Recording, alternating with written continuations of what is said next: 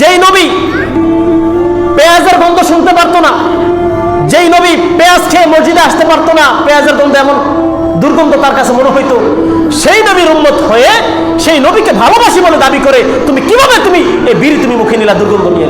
কথা বলো ঠিক কিনা মুসলমান? তুমি মুসলমানের সন্তান হয়ে, মুসলমানের বাবা হয়ে কিভাবে তুমি সেই মুখ দিয়ে বা বিড়ি টানলা? তুমি না বলো নবীকে ভালোবাসো, তুমি না বলো নবীকে ভালোবাসো। বোঝা গেল যে তোমার মতো বাটপার চিটার আর কেউ হতে পারে না। কথা বলো ঠিক কিনা মুসলমান?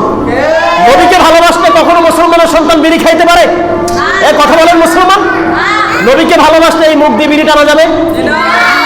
আপনি বলেন নবীকে ভালোবাসেন, নবীকে না বলে ভালোবাসেন, এই মুখ দিয়ে কিভাবে বিড়ি টানেন আপনি বলেন? এই মুখ দিয়ে নেশা আপনি কিভাবে খান? এই মুখ দিয়ে আপনি কিভাবে ফেন্সিলির খান, ইয়াবা খান? এই মুখ দিয়ে কিভাবে নেশা দ্রব্যের ভিতরে আপনি আসক্ত হন? নবী, যেই নবী পেঁয়াজের গন্ধ সহ্য করতে পারতো না, সেই নবীর উম্মত হয়ে বলে আমি নবীকে ভালোবাসি। আল্লাহ রাব্বুল আলামিন তার পবিত্র কোরআনে কারীমের মধ্যে বলে দিয়েছেন, এগুলো হচ্ছে উলাইকা কাল আনআম বাল হুম আদল, তারা হচ্ছে চতুষ্পদ জন্তুর ন্যায়, তারা হচ্ছে জানোয়ার, জানোয়ার, জানোয়ার, তারা হচ্ছে জানোয়ার। নাউযুবিল্লাহ বলি, তারা জানোয়ার। উলাইকা কাল আনআম বাল হুম আদল, কোরআনের আয়াত, এটা হচ্ছে কোরআনের আয়াত। তারা নিকৃষ্ট পানির চাইতে আর অধম। তাহলে কি জানোয়ার?